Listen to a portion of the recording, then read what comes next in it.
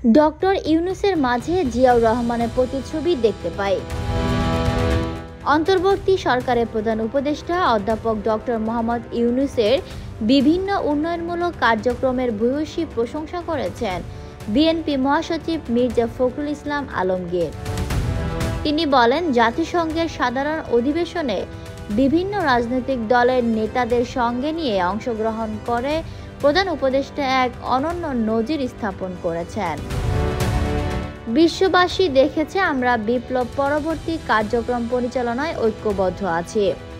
আগামী দিনেও আমরা দেশের প্রয়োজনে ঐক্যবদ্ধ থাকব। বিএনপি মহাসচিব বলেন, ডক্টর ইউনূস দূরদৃষ্টি সম্পন্ন, দুনিয়া জোড়া তার সুনাম। তিনি দেশকে একটি কাঙ্ক্ষিত মানে দেখতে চান। এটি শহীদ প্রেসিডেন্ট জিয়াউর রহমানেরও চাওয়া ছিল। আমি ডক্টর ইউনূসের মাঝে আমাদের দলের প্রতিষ্ঠাতা শহীদ প্রেসিডেন্ট জিয়াউর রহমানের প্রতিচ্ছবি দেখতে পাই। তিনি বলেন, আর 5 মাস পর দেশে একটি অবাধ ও সুষ্ঠু নির্বাচন হবে। নির্বাচনের মাধ্যমে যারাই সরকার গঠন করবে তারাও এভাবে দেশকে এগিয়ে নিতে কাজ করবে আশা করে।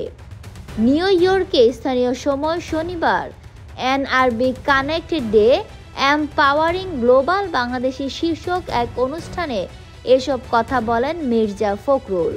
অনুষ্ঠানে আমাদের মধ্যে এখন উপদেষ্টার সঙ্গে সফররত বাংলাদেশি রাজনৈতিক নেতারা উপস্থিত ছিলেন। অনুষ্ঠানের শুরুতে বাংলাদেশ বিনিয়োগ উন্নয়ন কর্তৃপক্ষের নির্বাহী চেয়ারম্যান চৌধুরী আশিক মাহমুদ বিন হারুনের একটি প্রেজেন্টেশন দেখানো হয়, যেখানে যিনি জুলাইয়ের গণ অভ্যুত্থানের পর গত 15 মাসে বাংলাদেশের অর্থনৈতিক অগ্রগতি তুলে ধরেন। তিনি রেমিটেন্স 21%-এরও বেশি প্রবৃদ্ধিতে অবদান রাখার জন্য বাংলাদেশি প্রবাসীদের প্রতি কৃতজ্ঞতা জানান এবং বিনিয়োগ বান্ধব পরিবেশ তৈরিতে সরকারি উদ্যোগের কথা তুলে ধরেন। আশিক চৌধুরী প্রবাসীদের অব্যাহত সহায়তা কামনা করেন এবং আগামী বছরের ফেব্রুয়ারিতে অনুষ্ঠিতব্য সাধারণ নির্বাচনে ভোটদানের পদ্ধতি বর্ণনা করেন।